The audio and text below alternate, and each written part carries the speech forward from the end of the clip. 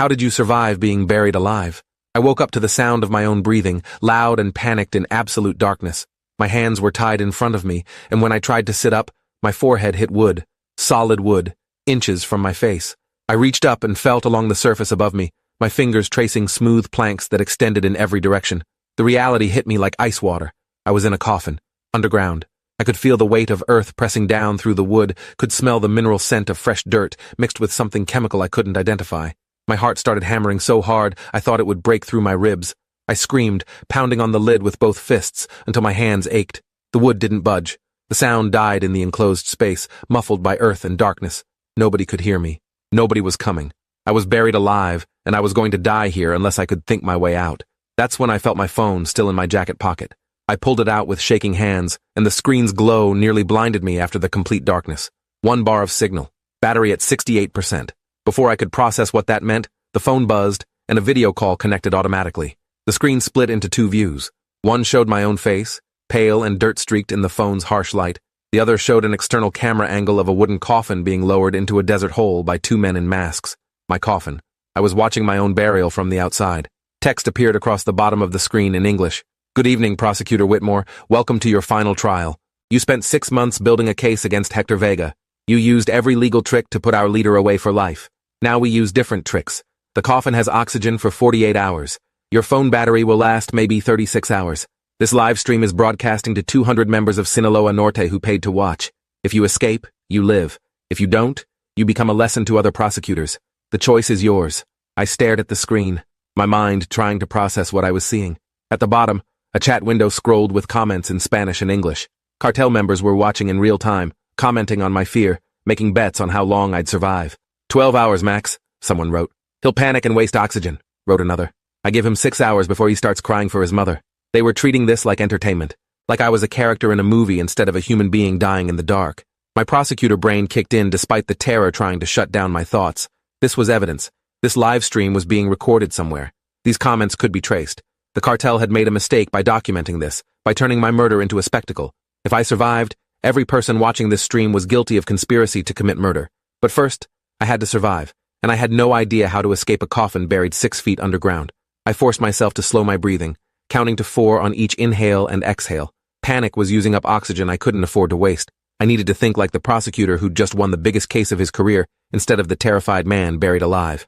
I started examining my surroundings with the phone's light. The coffin was wooden but well built, with reinforced corners and what looked like sealed seams. This wasn't some improvised grave. They'd planned this carefully. Then I noticed something strange. There was a small tube running from the corner of the coffin up through the lid. I followed it with my fingers and realized it was PVC pipe, maybe half an inch in diameter, leading up through the wood. A ventilation tube. That's how they were giving me 48 hours of air instead of the 30 minutes a normal coffin would provide. The cartel wanted me to last long enough to make the show worth watching.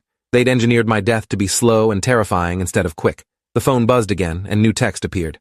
We see you found the air tube, prosecutor. Smart man. Here are the rules since you like rules so much. Rule 1. The live stream stays on. Everyone watches. Rule 2. If you damage the phone, the air tube closes automatically.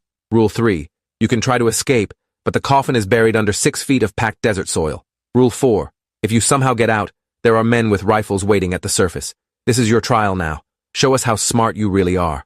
I read the rules 3 times, looking for loopholes the way I'd been trained. Rule 4 was the key. If you somehow get out, there are men with rifles waiting. That meant they expected escape might be possible. They'd engineered this to be difficult, but not impossible.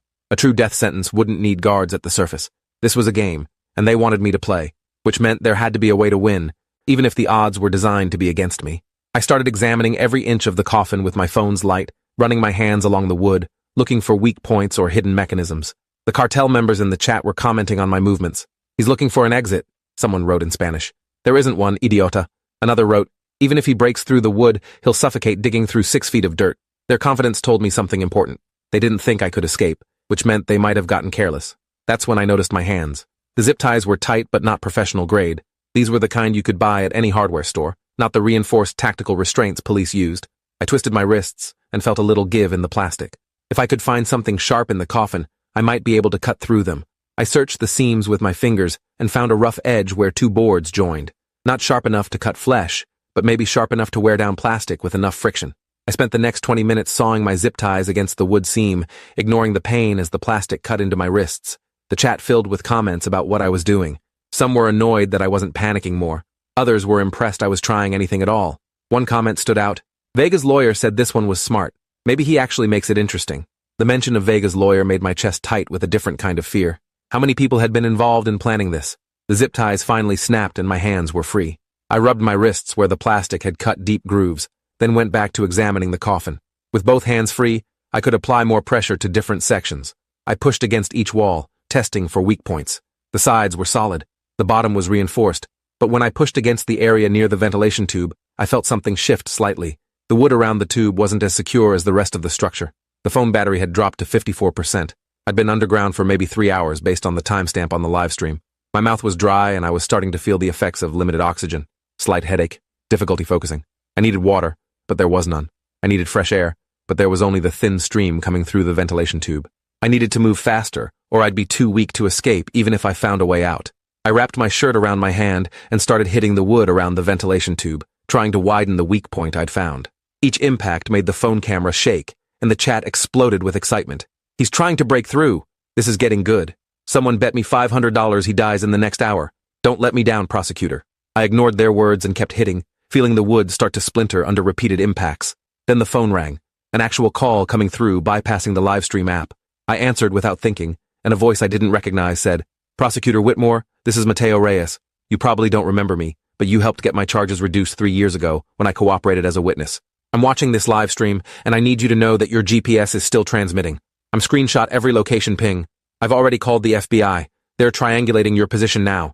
You need to stay alive for maybe 6 more hours." The call disconnected before I could respond. 6 hours. The FBI was coming. But 6 hours was a long time when you were running out of oxygen in a coffin. The cartel members in the chat had seen the call notification and were losing their minds with speculation about who called and what they said. Someone wrote, "If he got help, we need to move him." Another replied, "Too late. The show must go on. Boss's orders." Their argument told me something crucial. Not everyone watching was on the same page about how this should end. I went back to breaking through the wood around the ventilation tube, working faster now that I knew help was coming.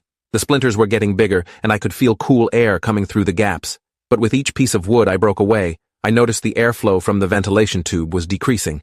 They'd meant what they said about the automatic cutoff. The tube was connected to a pressure sensor that detected damage to the coffin. The more I broke, the less air I got. I had to make a choice.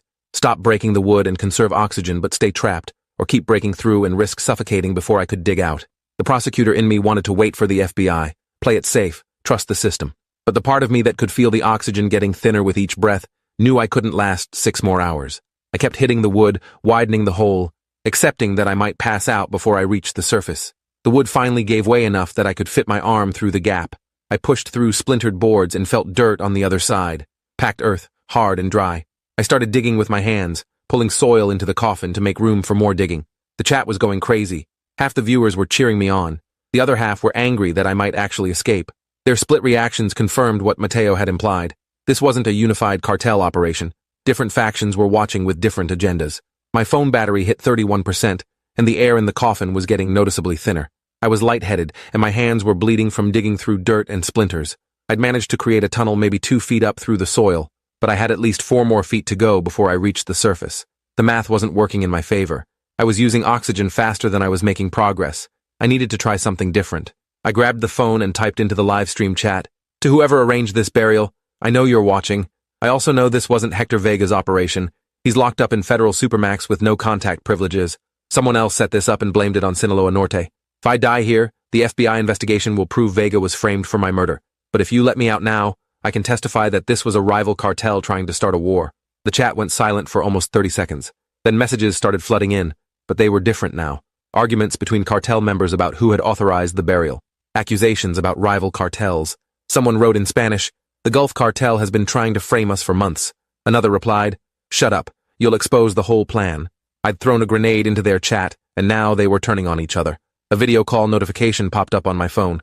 Private call, not part of the live stream. I answered, and a man's face appeared on screen. Older, maybe 60, with gray hair and scars on his neck. He spoke in accented English. "Prosecutor Whitmore, my name is Diego Vega. I am Hector's uncle. What you just said in the chat. Can you prove it?" I forced my voice to stay steady, despite the lack of oxygen making my head spin. Your nephew has been in federal custody for 6 months with no outside communication. He couldn't have ordered this hit. But the Gulf Cartel has been trying to expand into your territory. They grab me, they broadcast it on a Sinaloa Norte stream, and when I die, the FBI comes after your organization with everything they have. It's a setup. Diego's face was hard to read. If what you say is true, then you are a problem for the Gulf Cartel, not for us. And an enemy of our enemy might be useful alive. He looked at something off screen, then back at me. There are Gulf Cartel spotters watching the burial site. They are the ones with rifles waiting for you to surface. My people are 30 minutes away. Can you last 30 minutes? I looked at my phone battery. 22%. I looked at the thin tunnel I'd dug that still had 4 feet to go. I felt my lungs burning with each shallow breath. I can try. The video call ended, and I was back to the live stream. The chat had transformed into a war zone of accusations between Sinaloa Norte members and suspected Gulf Cartel infiltrators. Someone was posting GPS coordinates of known Gulf Cartel safe houses. Others were sharing photos of suspected infiltrators. I'd turned my execution into a catalyst for cartel civil war, and now my only hope of survival depended on one cartel saving me to spite another. I went back to digging, but my movements were getting slower. My hands didn't want to cooperate anymore. The air was so thin that each breath felt like breathing through a straw. I managed another foot of tunnel before my vision started going dark at the edges. Phone battery at 18%. I didn't know how much oxygen I had left, but my body was telling me it wasn't much. I could hear my heartbeat in my ears, too fast, too hard, working overtime to extract oxygen from air that barely had any left. That's when I heard something new. A sound coming through the dirt above me, shouting in Spanish. Gunfire. The sounds were muffled by 4 feet of earth but unmistakable. A firefight was happening at the surface directly above my grave. Diego's people had arrived early, or maybe the FBI had gotten here faster than Mateo thought. Either way, I was trapped underground while people were killing each other over whether I lived or died. The phone died. Battery hit 0 and the screen went black. I was back in complete darkness, buried alive, with no way to communicate and no way to know who was winning the fight above. The ventilation tube had mostly closed off from the damage I'd done to the coffin. I could feel myself starting to lose consciousness. My last thought before passing out was that I'd gotten so close. 3 more feet of digging and I'd have reached the surface. 3 more feet and I'd have lived. I woke up to hands grabbing me and pulling me upward through dirt. Someone was digging down to me, widening my tunnel, shouting in Spanish. I couldn't move to help them. My body wouldn't respond to what my brain was trying to tell it to do. They pulled me out through the tunnel like extracting a corpse from a grave. And then I was on the surface, choking on fresh air that felt too rich after hours of oxygen deprivation. Someone put an oxygen mask over my face, and I sucked in lungfuls of clean air while my vision slowly cleared. I was lying on desert sand surrounded by men with rifles. Some wore tactical gear that said FBI in yellow letters. Others wore street clothes and had cartel tattoos visible on their arms. The two groups weren't shooting at each other anymore. They were standing in an awkward cluster around the hole they'd pulled me from, like opposing football teams after a game. Bodies lay scattered around the area. The Gulf Cartel spotters who'd been waiting to kill me if I escaped. An FBI agent knelt beside me and pulled the oxygen mask aside long enough to say, "Prosecutor Whitmore, I'm Special Agent Ramos. We've been tracking your GPS signal for the past 4 hours. When we arrived, we found Sinaloa Norte soldiers already engaging with Gulf Cartel spotters. The enemy of our enemy situation just got very complicated." He looked over at the cartel members standing nearby. "Those men saved your life. They also committed multiple homicides in the process.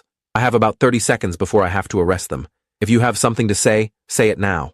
I sat up, still struggling to breathe normally, and looked at Diego Vega standing with his men. They stopped an execution being live-streamed by a rival cartel. They prevented my murder. That makes them witnesses, not suspects. Ramos's expression made it clear he knew I was bending the law into a pretzel, but he also knew I was right in a technical sense.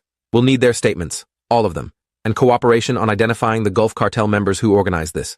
Diego nodded once. "My nephew rots in prison for crimes he committed, but we do not take blame for crimes committed by others. We will cooperate fully." The next 6 hours were a blur of federal agents, EMTs, and investigators swarming the burial site.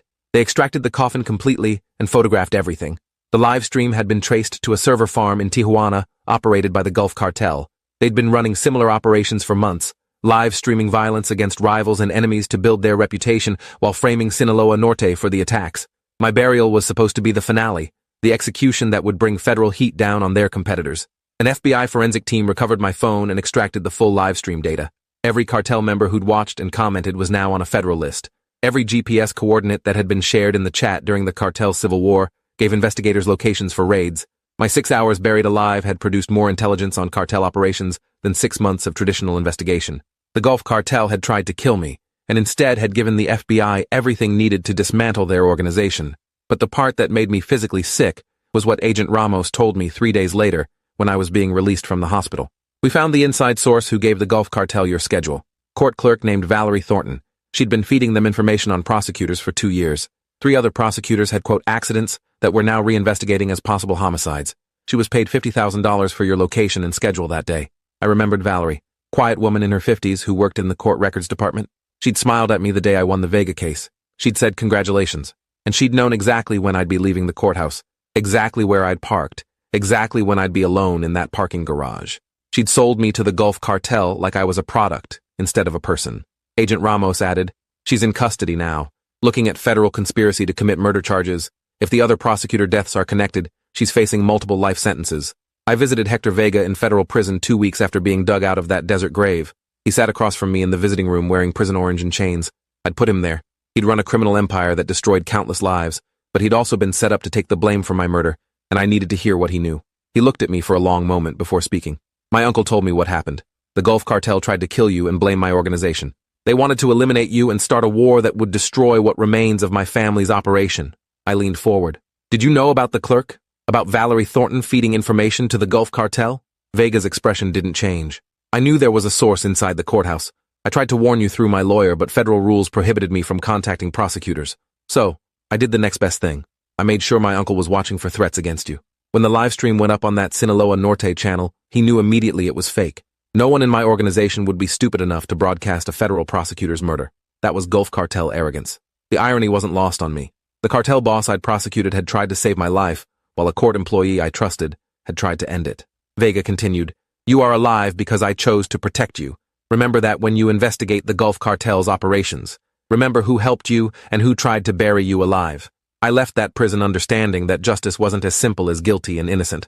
Sometimes the monsters tried to save you while the normal people sold you out for $50,000.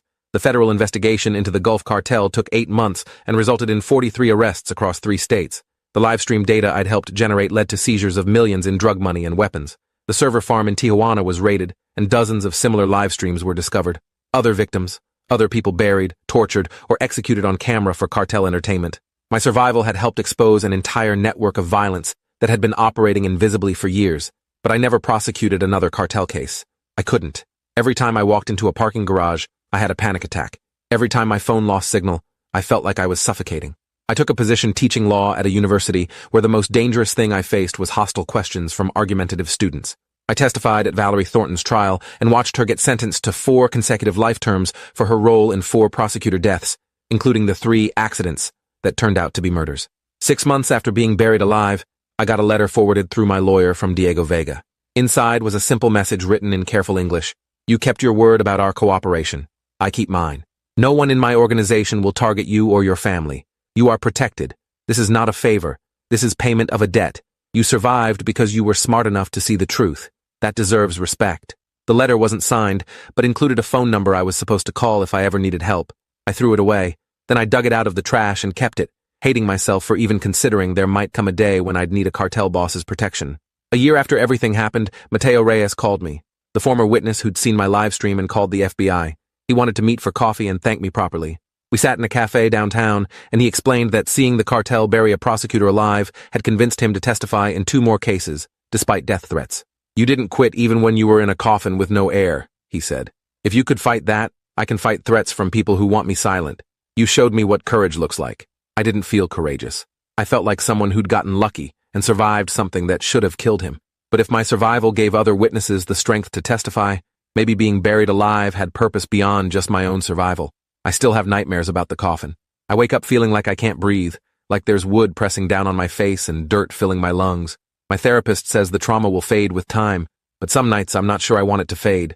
Those 6 hours underground taught me things about justice and corruption that years in courtrooms never did. I learned that the system I trusted was compromised. I learned that enemies could become allies and allies could be enemies. I learned that $50,000 was enough to make someone sell a prosecutor's life. Those lessons cost me 6 hours buried alive, but they made me understand the real world in ways my law degree never could. 2 years after my burial, the Gulf Cartel was functionally destroyed as an organization. The intelligence from that live stream, combined with Diego Vega's cooperation, had given the FBI everything needed to dismantle their operation completely. Sinaloa Norte was weaker too, with Hector Vega still in prison and his uncle running a diminished organization. The balance of power in the drug trade had shifted, but violence hadn't decreased. New cartels were already filling the vacuum, fighting over territory, recruiting new soldiers. My survival had changed individual outcomes, but not the underlying system that created this violence in the first place. Sometimes I think about those 200 cartel members who watched me buried alive that night. Some of them helped save me by arguing in the chat. Others bet on my death. All of them watched a human being suffocate for entertainment. The FBI arrested dozens based on their participation in the live stream chat, but most were never found. They're still out there, probably watching new live streams of new victims, treating human suffering as content to be consumed. That thought keeps me awake some nights more than the memory of the coffin itself. I survived being buried alive by staying calm when I should have panicked, by finding loopholes when I should have given up, and by causing enough chaos to make enemies fight each other instead of me. But mostly, I survived because Mateo Reyes cared enough to call the FBI, because Diego Vega valued his nephew's reputation more than he valued my death, and because I got lucky. That's what survival usually comes down to. Not noble virtue or superior skill, but luck and timing, and the unpredictable choices other people make that determine whether you live or die. I got lucky. 3 other prosecutors didn't. I think about them every time I teach a class about prosecutorial ethics. I think about how they're dead and I'm alive, and how that came down to nothing more than the random chance of who Valerie Thornton decided to sell out on which day. Justice pretends to be orderly and fair, but survival is chaos.